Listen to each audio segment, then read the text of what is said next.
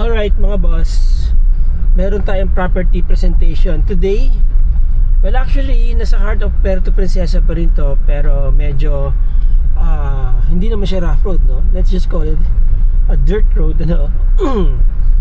Kasya naman po ang sedan. Actually, dala-dala ko ngayon Wigo, itong nirent ko.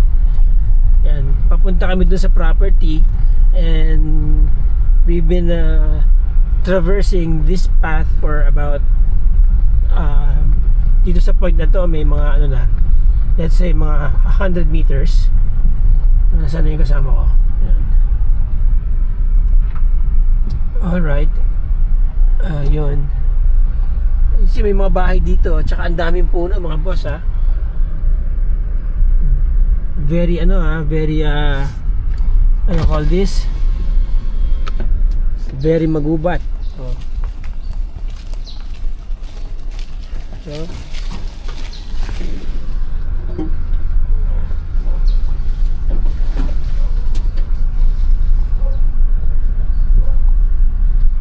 may mga residente na rin po. Marami ng residente dito. Maganda yung place kasi although nasa heart siya ng Puerto Princesa, laid back ang kanyang dating, no? Parang ganito yung Palawan nung back in the 70s, 80s. Karamihan sa kalye dito, ganun.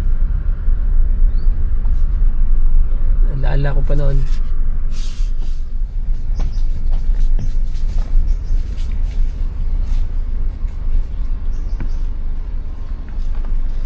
Okay, magandang araw po sa inyo mga boss, mga ma'am, mga sir.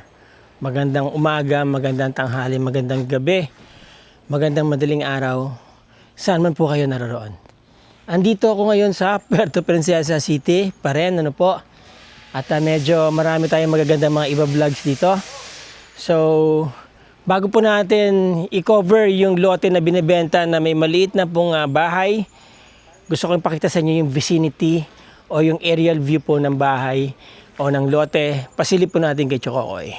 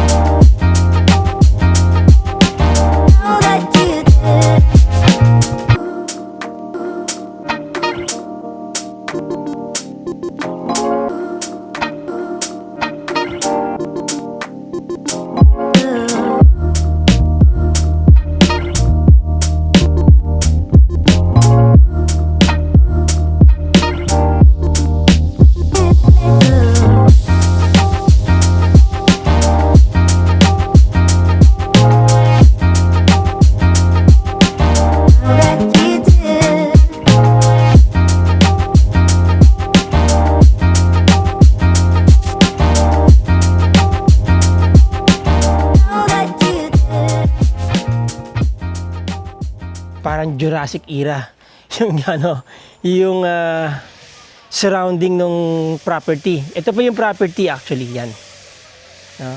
Yung nakita nyo sa drone shots. Now, itong kalsada na to,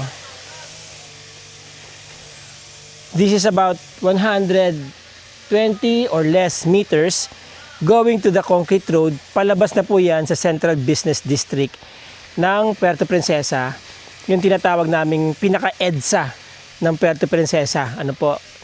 Yun yung daan leading to the north and south. Okay?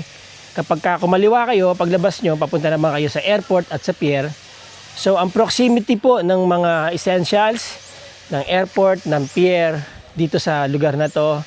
Pati na yung mga SM, Robinson, mga bangko, ano po, is about 3 to 5 kilometers. Okay? So, napakalapit po niya sa bayan, and yet, para kayong nasa kagubatan, di ba? Okay, so, ito po yung property. Sir!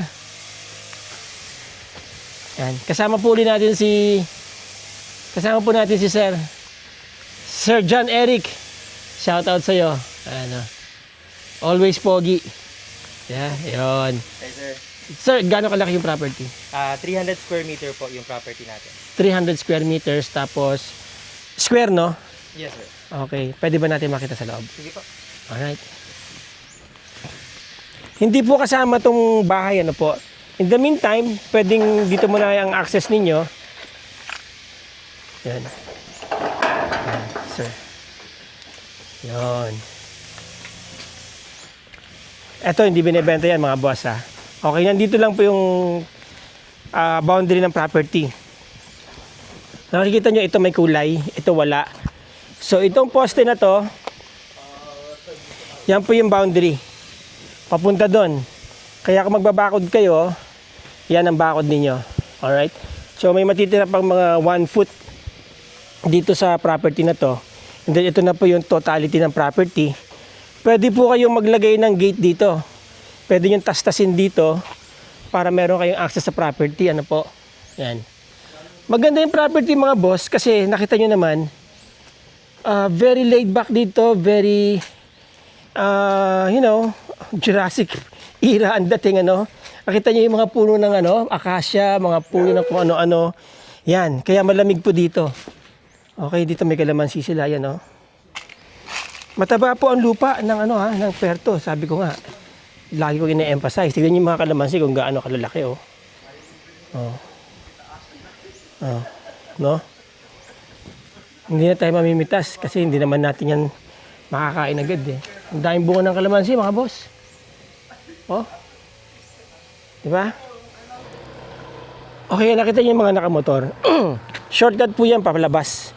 And dyan po yung mga magagandang beaches. Nakita nyo sa drone shots natin. Malapit lang po ito sa mga beaches na magaganda. Yan yung road. Palabas doon. Barangay road na po yan. Nasa cadastral plan na yan. Nasa mapa na po yan ng barangay. Approved barangay road na po yan. Tapos ito yung mga kapitbahay nyo dito. Ano? Simple lang ang buhay. Okay. So there you go, mga boss. Mga sir. Ang property is 300 square meters. Selling for 2.5 million pesos only, mga boss. Titled po yan. Sagot ng owner ang CGT.